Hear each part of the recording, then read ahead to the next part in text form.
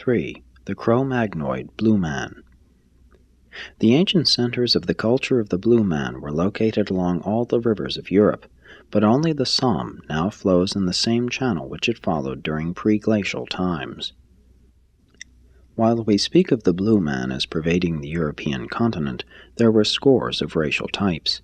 Even 35,000 years ago, the European blue races were already a highly blended people, carrying strains of both red and yellow, while on the Atlantic coastlands and in the regions of present-day Russia, they had absorbed a considerable amount of Andinite blood, and to the south were in contact with the Saharan peoples. But it would be fruitless to attempt to enumerate the many racial groups.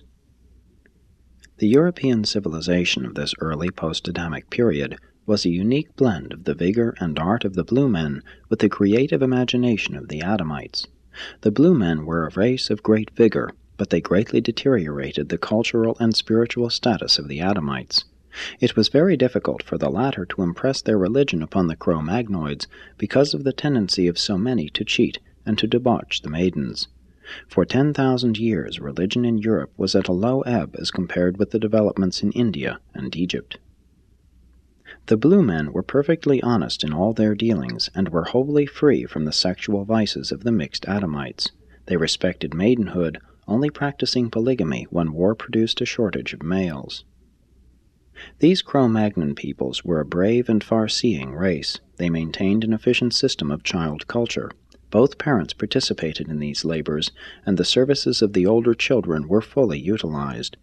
Each child was carefully trained in the care of the caves, in art, and in flint-making. At an early age the women were well versed in the domestic arts and in crude agriculture, while the men were skilled hunters and courageous warriors. The Blue Men were hunters, fishers, and food-gatherers. They were expert boat-builders.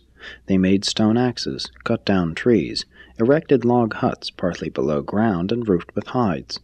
And there are peoples who still build similar huts in Siberia. The southern Cro-Magnons generally lived in caves and grottos. It was not uncommon during the rigors of winter for their sentinels standing on night guard at cave entrances to freeze to death. They had courage, but above all they were artists. The Adamic mixture suddenly accelerated creative imagination. The height of the Blue Man's art was about 15,000 years ago, before the days when the darker-skinned races came north from Africa through Spain. About 15,000 years ago, the alpine forests were spreading extensively. The European hunters were being driven to the river valleys and to the seashores by the same climatic coercion that had turned the world's happy hunting grounds into dry and barren deserts. As the rain winds shifted to the north, the great open grazing lands of Europe became covered by forests. These great and relatively sudden climatic modifications drove the races of Europe to change from open-space hunters to herders, and in some measure to fishers and tillers of the soil. These changes, while resulting in cultural advances, produced certain biologic retrogressions. During the previous hunting era, the superior tribes had intermarried with the higher types of war captives and had unvaryingly destroyed those whom they deemed inferior. But as they commenced to establish settlements and engage in agriculture and commerce, they began to save many of the mediocre captives as slaves. And it was the progeny of these slaves that subsequently so greatly deteriorated the whole Cro-Magnon type.